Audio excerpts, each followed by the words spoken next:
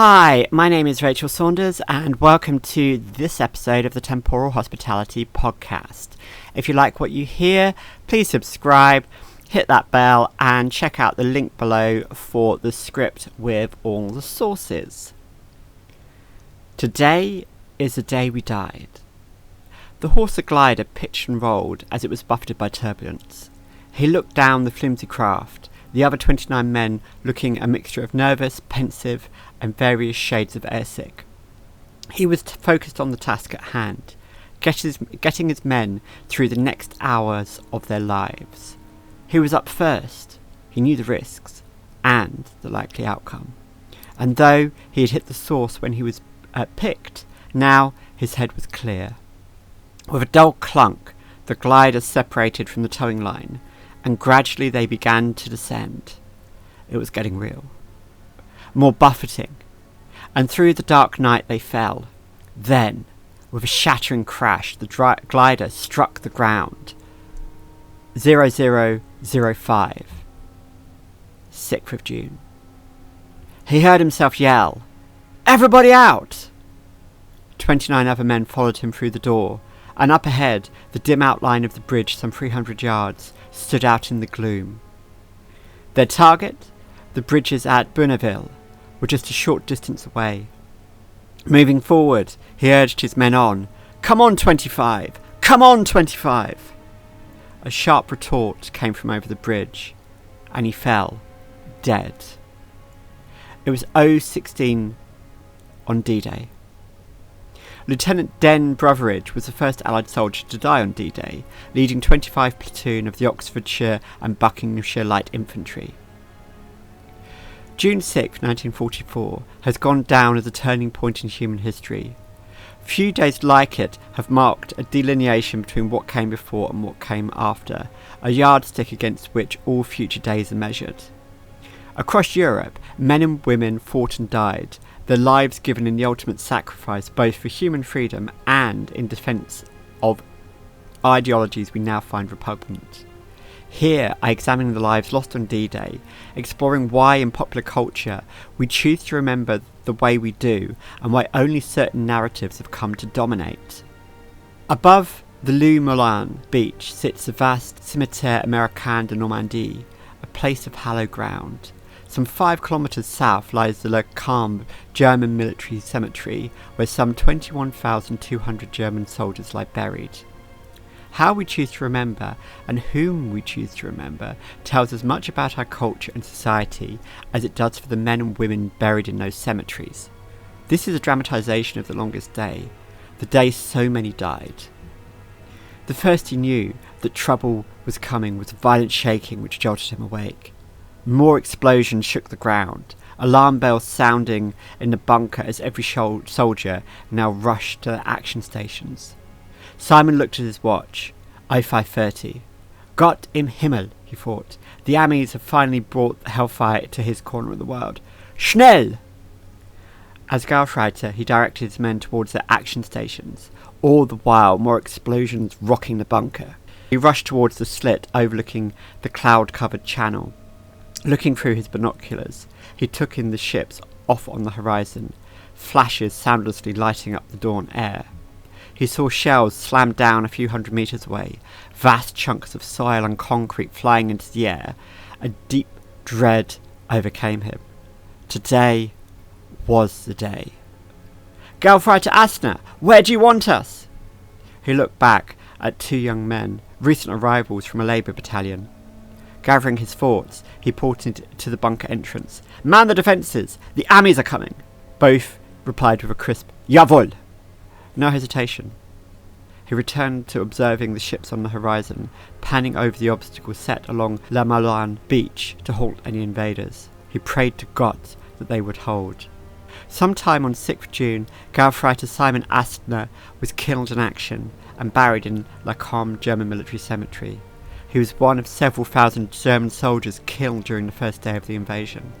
The German side of the invasion is left out of the narrative because it is uncouth in Western accounts to show the Germans' humanity, or at least that was what's come down through the historic narratives shown on film and television. Band of Brothers' second episode, Day of Days, gives a snapshot from the American perspective, showing the brutality of the war and the cost of diving headlong into combat alongside your comrades. The first episode humanises the airborne infantry, giving the audiences a reason to care, and across the rest of the series, each death becomes personal. Masters of the Air uses the approach for the air war, and by the time D-Day is launched, each loss matters. Yet, as 1962's The Longest Day highlights, the German side of the narrative is just as compelling and a significant reason why D-Day succeeded due to the decisions made on the morning of June 6th. Otis Ham looked over the choppy water. In the low light, the cliffs above glowered menacingly. The scattered barricades and obstacles slunk into the sand as the overcast sky reminded him of storm season over Mississippi. The other members of his team stood pensively. Wrencher looked off in the distance, while Schellenberg checked his gun. None of them said a word. The company commander's word hung about them. They were cannon fodder, with 3 out of every 4 men would be dead within the first hour. So each man will train with 2 partners, so there will always be 1 man to get the job done. Slowly, the beach crept closer, and then just after 0600, the ramp dropped. The 3 moved forward, splashing through the surf, hidden obstacles preventing their landing craft from moving far up the beach. Bullets whipped past from the machine guns lodged in the emplacements on the beach top, concrete bunkers spitting death. He moved forward, cautiously probing for hidden mines. Schellenberg and Reacher did the same, all the while trying to ignore the bullets. First one mine, slowly and as carefully as they could, disarmed, and onto the next. Each crept forward, head down, probing the sand. His heart raced, the adrenaline surged as he disarmed the next one. Ahead, the beach spread out in front of him, and as he moved towards, he felt a click beneath him, and before he registered it, an explosion which went off, sending him tumbling to the ground. Dazed, he tried to pick himself up, only to realise his legs were missing, and then the pain hit him. Shock set in and time slowed down.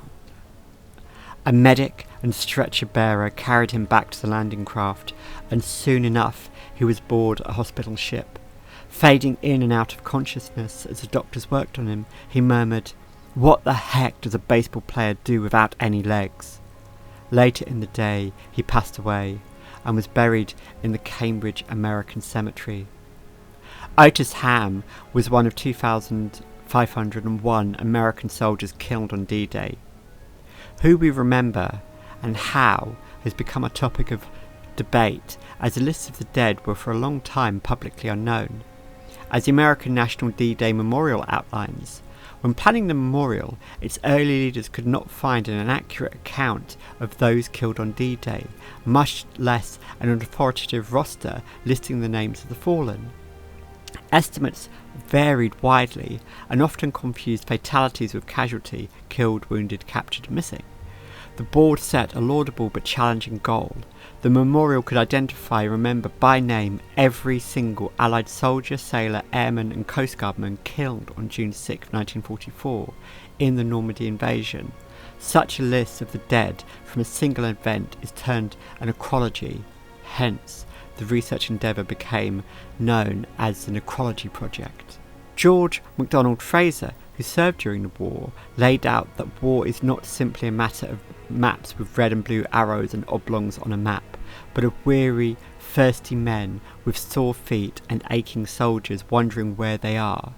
Garrett Jones lays out in D-Day, The Unheard Tapes, the plurality of nations, military branches and perspectives which were involved in the Normandy landings. He highlights that all retellings of the day's events are recollections, as recall long after the events is never complete.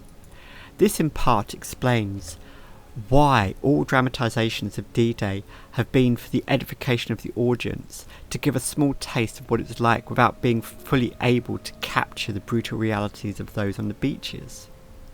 Saving Private Ryan's opening scene shocked viewers with its raw brutality, its retelling of the events of the day far more savage than The Longest Day. It asks of the audience to buy into the butchery while also accepting the narrative presented on screen. The audience is not asked to care in the same way that Band of Brothers does. Indeed, the whole point of the film is what comes after, to make the audience question the point of war, not to satiate bloodlust. Each death on June 6th is a site of memory for us to engage with and deconstruct. None of us can inhabit the space or moments of that person's life. Indeed, the whole point of remembering them is to pick apart the bits we find interesting while ignoring the rest. The Longest Day creates a narrative through which to tell a particular tale, dwelling long enough on particular characters to make its point. Compared to more contemporary films and shows, it has a more stage feel to it, with much exposition so audiences can grasp the events. Each death is a punctuation mark before the next moment. In some respects then, each show and film becomes their own necrology of the events of that day, who to focus on, who to bring momentarily back to life, and who to ignore. Lionising certain lives over all the others is a deliberate act, especially because the heroics we see on screen and in books is witnessed or recounted. Many of the heroics that led to the Allies' successful outcome have gone unrecorded because those who carried them out died in the process. In a way, this is because to remember and recount asks us to engage with difficult issues that we would rather not consider. It is emotionally straightforward to see rows of headstones, as you can grieve, mourn and remember. Reading and watching the lives of the dead, especially those who did not make it off the beach or return home at the end of a war, asks us to engage with the notion of sacrifice. The Longest Day uses the righteousness of the Allied side and a belief in God to frame the soldier's death, and even going as far as to create a fictional character in John Fuller to act as the saviour on Utah Beach. This reshapes our understanding and memory of the actual events, especially as the fiction is the version we come to engage with. Which then asks us, what do we want from remembering, especially from events such as D-Day? If the fictionalised version is the one we are presented with, is it the bromide and tropes we are citing and cling to, or is it the lessons we are presented? Richard Burton's character in The Longest Day says of war, "We are dead, crippled and lost." It serves the moral lesson, one which D-Day itself helped to shape. War as a narrative tool has a long history on film. The 1926 Soviet silent film Abrak Zor shows how one man can spark a revolution, while the 1925 film The Battleship Potemkin is widely praised as one of the greatest films of all time. Both use war to exalt patriotism for the new Soviet state, showing that revolution against the old order is a duty all should follow. The Longest Day is also propaganda, being released in 1962 at the height of the Cold War. It was released the same year as the Cuban Missile Crisis, so the encoding of God and the righteousness of the Allies' cause was explicit, and it leaves out any mention of the Eastern Front and the Soviet Union. The fictionalised characters are used as ciphers, and the deaths act as morality plays for American righteousness. This concept of D-Day media and books becomes necropolises for the fallen and forgotten makes more sense when you consider who the intended audience is and why certain messages have been encoded. Much of the World War II films produced from 1950 to 1970 relied on the historic tropes that permeated during the Hays Codes. No blood, no gaping wounds, no crawling through viscera, and no bad language. Band of Brothers' first episode, second scene, is Lieutenant Sobel cussing out Easy Company with foul language, and then a training montage involving the recruits crawling through blood and offal. You are no longer in Kansas or Nebraska, you are in early 2000s HBO land. Yet, Bands of Brothers is a fictionalised conception of what war is like, with creative choices being made to keep the viewer engaged. Unlike Saving Private Ryan, it is still closed in tight affair due to budgetary reasons, meaning that the necropolis created is small and intimate. There is no large-scale slaughter on the beach, just men burnt alive, shot, and, where the censors allow, the odd bit of blood. The gap between The Longest Day and Save Private Ryan was filled with the Vietnam War and the First Gulf War, which reshaped the US public's relationship with war in the media. In the UK, the Falkland War's short, sharp victory has never had a similar treatment to D-Day, even though actions such as the taking of Goose Green would be ripe for the screen. There is something about D-Day which brings us back to the notion that the day itself is a necropolis which enabled the salvation of Europe for democracy and God. It is a purely righteous battle and a particularly righteous war, with little moral qualms that the eventual outcome was justified. Contrast this to the ambiguities of almost every war since, and it's easy to see why D-Day retained the hallowed site of memory it has become. Like Agincourt, Waterloo and Gettysburg, there is a cleanliness to the narrative that allows for easy digestion, forgetting all the politics which surround the battle itself. D-Day stands apart in World War II mythos because it is easy to see the day for what it is, rather than dwelling on the complexities of the outcome. The Battle of the Somme in 1916 was the bloodiest day in British military history and carries a complex narrative because of the 25,000 men killed in a single day.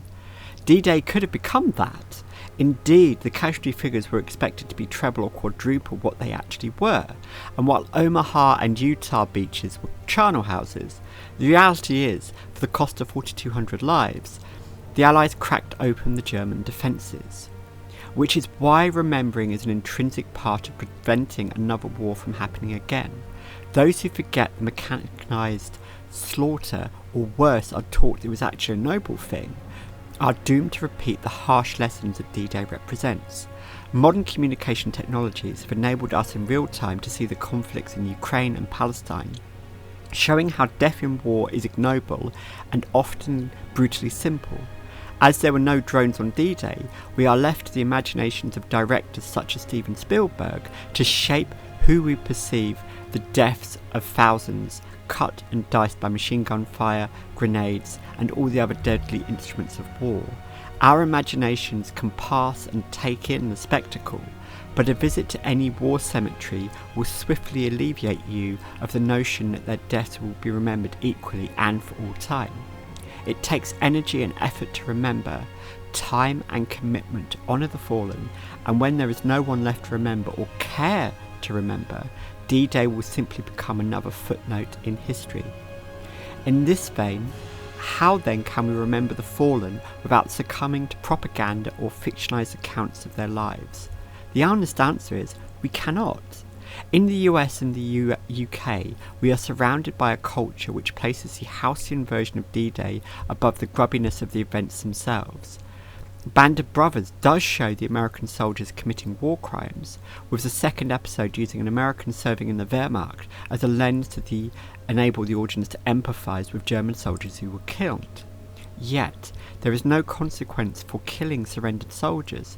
It is just simply one of those things. It feeds into the narrative of righteous American action set against the barbarous Hun. In a vacuum, this could be seen alongside other fictionalised war films where the baddies always lose and the good guys have moral virtue on their side. The reality is that no war leaves any party righteous. Indeed, the whole point of soldiering is to turn raw innocents into lethal killing machines, so that the other side has a larger necropolis than you do. Turning our backs on war films is an impossible task, as they make for compelling content. I rewatched The Longest Day and Band of Brothers while writing this, and was struck by how the narrative carries you long without you being able to dwell on a singular thing. Band of Brothers especially wants you to care enough, so when the soldiers start dying, the necropolis it creates is ad memoriam, not just bodies on the dirt. At the end of episode 3, there is a scene in a laundry where laundered clothes are left on the shelf by those killed in action, and the washerwoman reels off a list of names who will never return. It is the only time in the series where a character takes the time to list the dead, and she is the only civilian to have any substantive scene because she acts as a cipher to convey this. She is our surrogate into the unmentionable horror that actual war is, and acts as our window into D-Day that even the visceral action cannot. Names on a wall and on a shelf have impact when read aloud. Drawing this all in, I would suggest that it is in the taking and remembering that the lessons from D-Day are truly learnt. The fictionalised narratives serve the purpose of whoever creates them, and it is up to us to sift through them to decide how much we accept as valid. We have no ability to inhabit the Normandy beaches on June 6, 1944, so however we choose to consume D-Day related content and then reconceptualise it says as much about our understanding of the world as it does about the content. Fiction does not erase the necropolises which dot Normandy, drawing those who choose to remember back every 6th of June to pay their respects and honour the dead. Soon enough, there will be no living connection between us and them, no one to regale the heroics and mundanity which occurred across Normandy that day. In their stead, there will be myths and legends we evoke about their deeds, and who knows, maybe in 200 years' time a great bard will write Theodore II about fighting the war right here. How we remember matters, as those who died have no say in how we remember them. The 3 lives I brought briefly back to life are all fictionalised based on my understanding of what it may have been like on that day, none of which is true. The only thing that lingers is their names on a gravestone and in the minds of those who have not forgotten. There are thousands more like them, and how each one is evoked and used is on us to honour and respect. To quote Sabaton, the aim for heaven, but served in hell.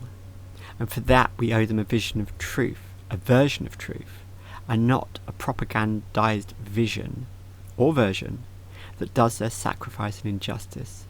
Like their necropolis, be one of liberty and hope, not used to tear down the very thing they fought for.